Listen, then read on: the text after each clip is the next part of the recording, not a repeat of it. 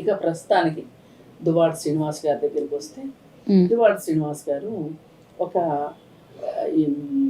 UGC గుర్తింపు పొందని ఒక యూనివర్సిటీకి నుంచి గౌరవ డాక్టరేట్ పొందారు.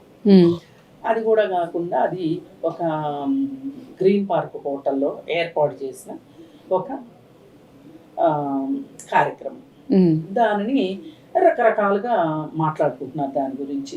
అసలు ఆ యూనివర్సిటీ ఏంటి, ఆ అవార్డు ఇచ్చిన ఆయన కూడా ఏమని చెప్పుకున్నారు, వార్తల్లో ఏమని వచ్చింది, ట్రంప్ సలహాదారు అని వచ్చింది.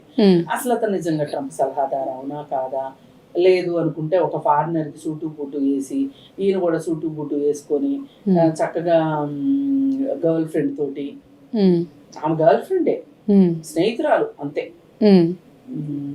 ఆమెని తీసుకొని వెంట వెళ్ళారు అనేది కనిపిస్తా ఉంది.